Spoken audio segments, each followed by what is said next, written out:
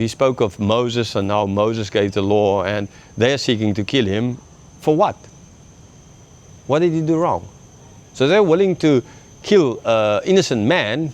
They're not even going to give him a trial, as we've seen at the end of this chapter when Nicodemus speaks about it, because they didn't care. So they didn't care about the law at all.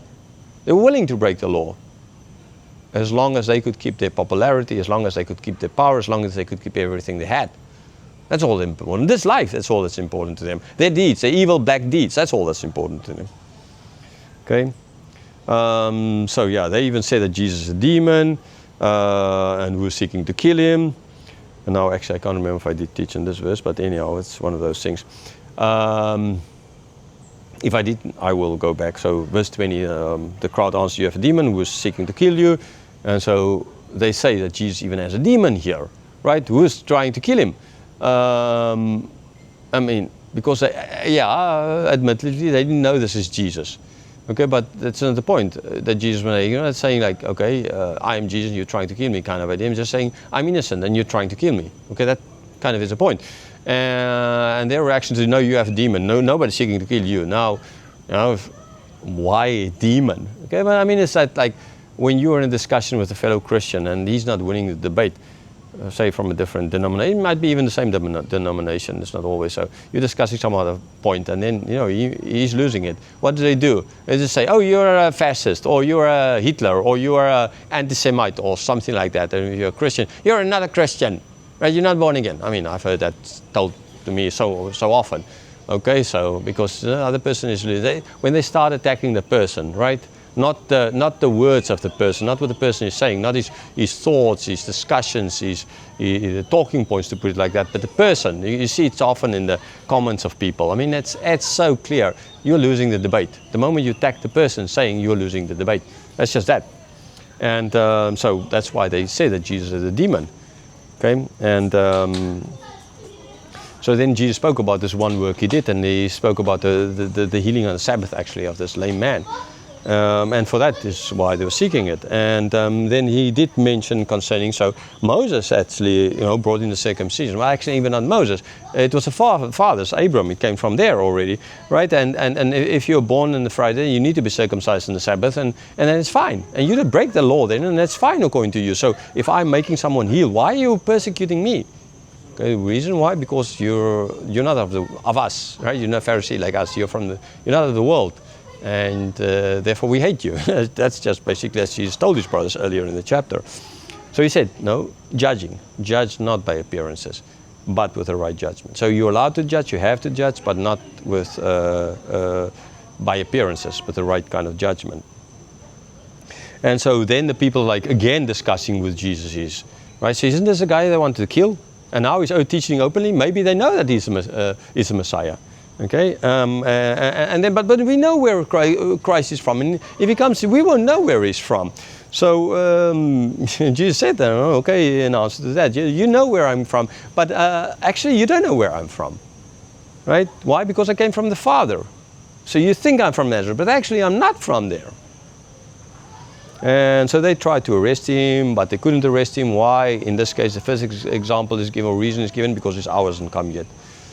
And then, no, they were like, but there's still people who believe. Why? Because he's doing all these signs. And then when the Messiah comes, won't he? The Christ, the Messiah comes, won't he do all this? I mean, can he do more than this? It's always this fluctuating between the one group and the other group, and a growth in, at least a kind of speaking now about the Messiah. Because the Messiah, can he do great deeds? Yeah, then we'll go back to the prophet idea, but then ultimately So then the Pharisees heard, they didn't know it, they heard about this, they didn't hear it from God ultimately, and so they sent officers to arrest him. And then Jesus said, yes, I'll be a bit longer with you, and then I'm going to a place where you can't come. And they're like, oh, are you going to the Greeks to go and teach them their dispersion? And which is a stupid question to ask, because as I explained in the teaching session, they could have come there if they wanted to, but they didn't want to, so that can't be what Jesus meant. And they ought to have known that. So Jesus meant ultimately going to the Father. And that is where they can't come, because they didn't believe in Christ. They're still dead. So they're not there. Okay? So they're not with Christ at the moment. And so the last day of the feast, he's speaking about again about thirsting and drinking, and he throws in this new thing here concerning the Spirit, the coming of the Spirit, which was not yet at. And during teaching, I explained that the Spirit was at work in the Old Testament from the first chapter in Genesis, but in the way is going to be given ultimately to every believer later on, as in the New Testament. That hasn't happened yet. Okay, so when you believe, then the Spirit will flow out. So when you believe in Christ, then you'll be able to do good deeds. Don't believe in Christ, you can't do good deeds. Why? Because the Spirit is not in you. Everything flowing out of you will ultimately come from a sinful heart. It will come from your own. For your own reasons, not with the right reasons, but with your evil intent actually in it. Even if you're doing good deeds, even if you're helping orphans, even if you're picking up people from the streets and giving them food, it will come with the wrong intentions. Okay, it's for yourself. Like businesses, so to pay less taxes, they actually do these things. So to pay less, are they from God? No, they're evil intentions. Sin stands behind all of this. Ultimately, money themselves. Okay.